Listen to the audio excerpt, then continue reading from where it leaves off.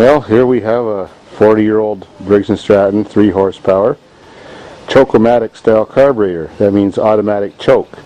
The only problem with these, other than when they break down, is when you shut your lawnmower off when it's hot, they don't restart because the choke comes on a warm engine, and you don't need a warm engine to with a choke on to start. You need the choke to be off, so you have to let them sit 20 minutes.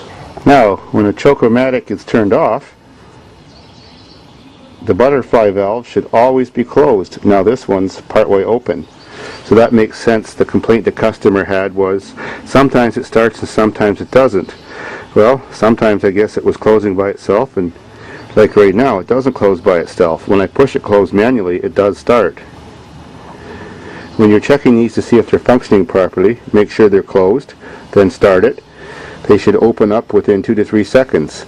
If it opens up, it takes a long time to open up, or it doesn't open all the way, or it stays closed, then you'd have to change your diaphragm. Diaphragms come in 2 styles for these carburetors.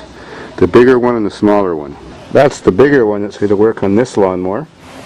That's the smaller one. And they both have a spring like this that clips on them underneath on that little black clip.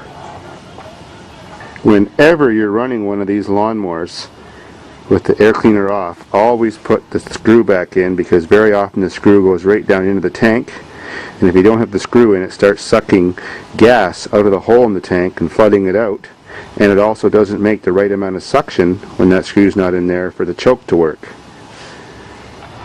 Now that the carburetor is removed, along with the gas tank, I just take off the carburetor, and be careful, there's a little short, large diameter spring in there, and don't let it drop inside.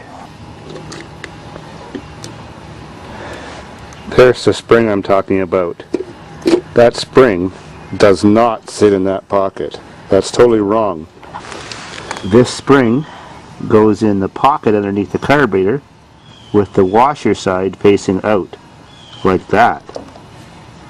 If you reassemble it with that spring in that hole, when you start it, it won't run right, and it'll puff and race up and down and make puffs of black smoke. We can already tell that this one has a problem. This is your diaphragm chamber where the choke spring and choke lever operate. There should never be gas in there, so that's telling me my diaphragm is leaking someplace.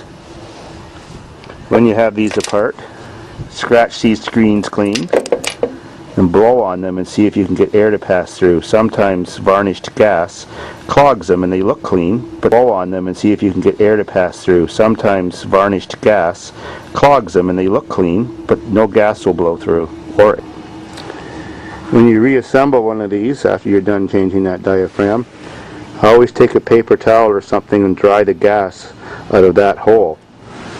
I don't recommend blowing it because often it blows the gas all over the place and gets in your eyes. Like so. Now that I've got the new diaphragm on, I've got that spring in the right place, and I've sort of got to hold the diaphragm like this and pinch it with my fingers while I'm setting it back onto the back onto the gas tank, so that spring thing doesn't fall out. Make sure when you drop the little tiny spring down, it doesn't go crooked in this area, that it falls straight into that hole. When the carb is set back on, you may have to wiggle it a little bit and adjust the gasket to make sure it's completely lined up perfectly with all those holes. That's very important. Now just tighten all the screws evenly. Once everything's tightened up, check that your choke-o-matic works properly. Just push it open, and it should close slowly every time. Stays partway open, or something like that, you might have that little spring below here bent over and jammed, or you might have not taken the gas out of that pocket. This one's working great, so I can put it back on. But before I do that, I always shake the intake manifold tube. It shouldn't shake at all. Sometimes they're loose. They're loose because the 2 screws back here where the manifold connects to the block sometimes loosen. There's a little paper gasket in there. When that's loose, when the engine's running, it won't idle.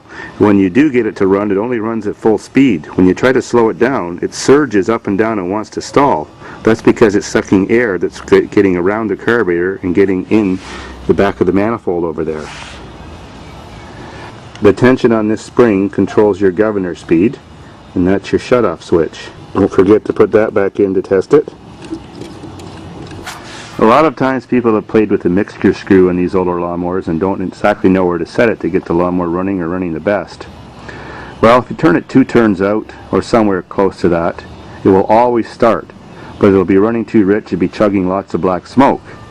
So what you do is have a screwdriver stuck in here to keep the choke held wide open, and slowly start tightening the screw in a clockwise direction while the motor is running at full speed. As soon as the motor smooths out and runs perfectly smooth and runs at the highest RPMs, then turn it 1 more eighth past that to the closed position, just an eighth of a turn more, and stop. Then your lawnmower is set. If you go to start it the next day when the motor's cold, and every time it starts right up, runs for a few seconds and dies, and providing there's no water in the carburetor, then you'll have to turn the screw back maybe a 1/4 turn and try again. That allows more gas. That means you may not have it set properly. So that's how you set one of these. Before you put all this back on, check that the top of the gas tank isn't cracked here, or sometimes even there, as they often do. They crack from vibrations from a bent blade, or people put your foot on here when they're starting them.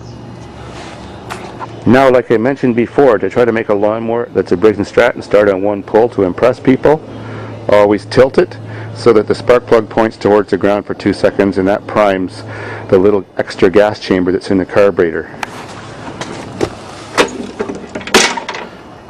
Good enough. Now let's see what's going to happen. Perfect. And the choke opened instantly.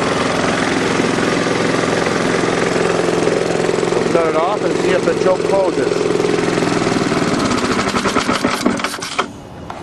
And the choke closed instantly too, so now we know the problem is completely solved.